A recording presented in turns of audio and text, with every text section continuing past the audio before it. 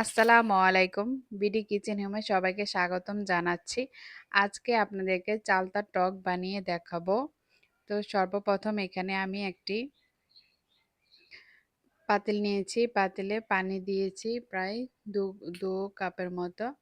তারপর আমি এখানে স্বাদ মতো একটু লবণ দিয়েছি। তারপর খুবই অল্প পরিমাণে হলুদ দিয়েছি। তারপর এখানে আমি একটি চালতা ছিলে ভালো করে কেটে ধুয়ে পরিষ্কার করে তারপর এখানে দিয়ে দিয়েছি। এখন আমি চালতাগুলোকে সিদ্ধ করে নেব। তো দেখুন আমি সিদ্ধ করে নিয়েছি। এখন একটা শিলপাটাতে ওকে থেতো করে নেব। আমি কিভাবে করছি কাজটা। তারপর আমি সবগুলোকে এভাবে থেতো করে নেওয়ার পর এখানে যে পানিটা অবশিষ্ট ছিল সেই পানির সাথে একটু পানি অ্যাড করে নিয়েছি।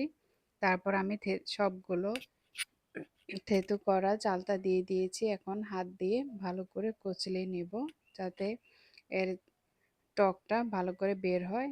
এ পর্যায়ে আমি যে আঁশগুলো আছে সেগুলোকে হাতের সাহায্যে চিপে চিপে নিচ্ছি।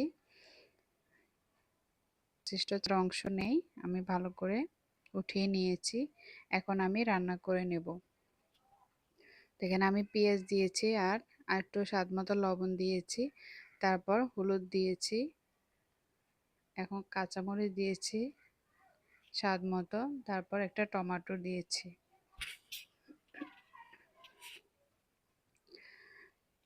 এখন আমি প্রায় 15 মিনিটের মতো রান্না করে নেব।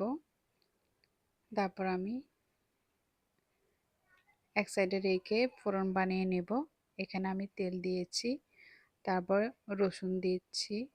রসুনটাকে একটু হালকা লাল হলেই আমি এখানে দিয়ে দেব পাঁচফোড়ন।